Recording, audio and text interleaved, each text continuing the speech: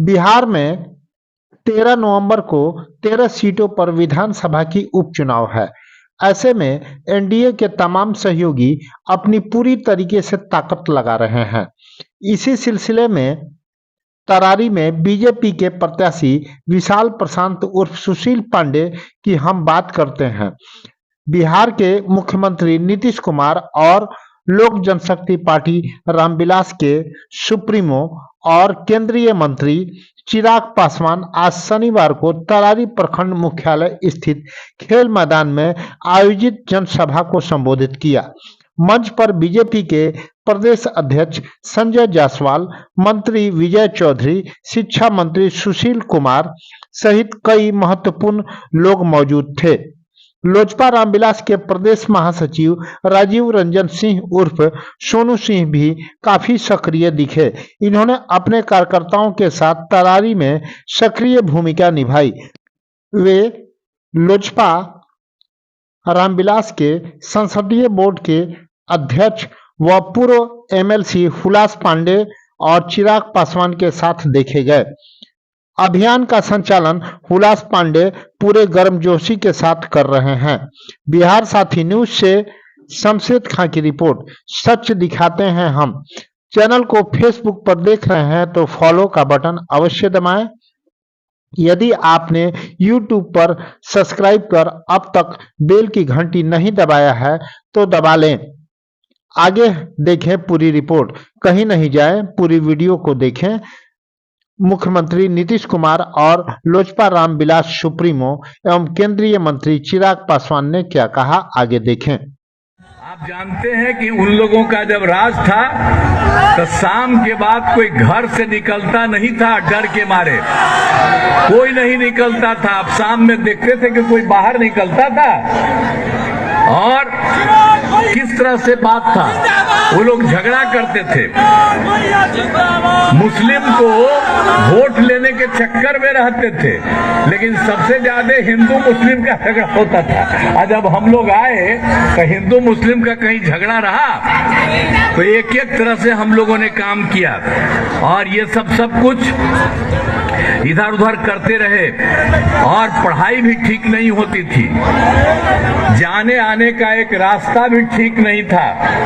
तो हम लोगों को जब मौका मिला तो 6 से 5 में जो हम लोग आए थे नवंबर में, एक एक चीज को देख करके हम लोगों ने काम करना शुरू किया। अब आप जानते हैं कि पूरे विधानसभा के उपचुनाव के प्रचार के लिए हम लोग सब काम किए हैं, इसलिए आपके बीच में आए हैं। तो हम लोगों को जो भी काम करने का मौका मिला, आप जान लीजिए हम किसी भी प्रकार के डर एवं भय का वातावरण नहीं है। हम सब लोग मिलकर के काम किए। एक बात तो हम सबसे पहले आपको कह देते हैं कि जितना झगड़ा हिंदू मुस्लिम का होता था तो आप जानते हैं कि हम ही लोग दो पार्टी के दोनों आए, किस तरह से हो गया, कोई झगड़ा नहीं हुआ। और आप जानते हैं 2006 से ही हम लोगों ने पूरा का पूरा काम कर लिया और कब्रिस्तान की घेराबंदी वो हिंदू मुस्लिम के बीच में रहता था, उन लोगों को बड़ा मुश्किल। तो 8,000 से ज्यादा हम लोगों ने तय करके एक एक की घेराबंदी करा दी, उन लोगों को कितनी सुरक्षा हुई। और उसके बाद फिर 1,273 और के बारे में पता चला, उसका भी 746 हो गया है और बाकी जो बचा हुआ काम है वो भी बहुत जल्दी हो रहा है, तेजी से काम हो रहा है। तो आप समझ लीजिए कहीं पर कुछ नहीं हुआ। तो हम लोग तो सब के लिए काम करते हैं और साथ साथ हम लोगों ने जब उन लोगों के लिए काम कर दिया तो हम लोगों ने देखा कि हिंदी मंदिरों की जो घेराबंदी है तो हम लोगों ने 2016 से आप सब लोगों को 60 वर्ष से पहले तक के जितने थे, 60 वर्ष से ज्यादा तक के, उन सब लोगों की घेराबंदी हम लोगों ने कराया शुरू किया। लोग चोरी कर लेता था भीतर जाकर के मूर्ति का, किसी चीज का, अब वो सब चीज संभव नहीं है। हमने हिंदुओं के लिए भी किया। तो हम लोग तो सब के लिए कोई ना कोई काम करते रहते हैं, ये सारी बात है। और जब हम लोगों का काम शुरू हुआ तो कोई शिक्षा का काम था जी, स्वास्थ्य का कोई काम था, इलाज किसी का बढ़िया होता था। अब पढ़ाई कितना कम होता था। 5वां के बाद तक अगर कोई लड़की पढ़ती थी तो 5वां के बाद कोई कहीं बाहर जाके पढ़ नहीं पाती थी। ये सब स्थिति थी। जब हम लोगों को काम करने का मौका मिला तो हम लोगों ने सबके लिए काम करना शुरू किया। महज 3 दिन के बाद 13 तारीख को मतदान होने वाला है। ये मतदान तय करेगा हमारे आने वाला भविष्य को। ऐसे में आज आप लोगों के पास सिर्फ और सिर्फ ये विनम्र आग्रह करने आया हूं कि अपने भविष्य के लिए, अपने बच्चों के भविष्य के लिए जरूरी है हम लोगों को सही फैसला, सही निर्णय लेने का।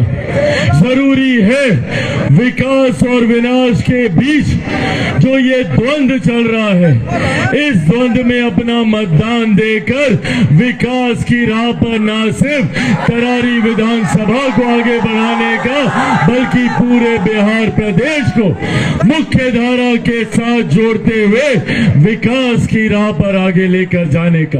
एक तरफ जहां एनडीए गठबंधन का मजबूती से नेतृत्व करते हुए हमारे प्रदेश को तीव्रता के साथ विकास की राह पर आगे लेकर जाने के लिए दिन रात प्रयासरत हमारे मुख्यमंत्री आदरणीय नीतीश कुमार जी हैं, तो वही इस गठबंधन का राष्ट्रीय स्तर पर नेतृत्व कर रहे हमारे प्रधानमंत्री आदरणीय नरेंद्र मोदी जी हैं। और जैसा हमारे प्रधानमंत्री आदरणीय नरेंद्र मोदी जी कहते हैं कि जिस राज्य को डबल इंजन की सरकार मिलती है, उस राज्य को विकास करने से कोई नहीं रोक सकता। और आज यही फैसला हम लोगों को मिलकर लेना है।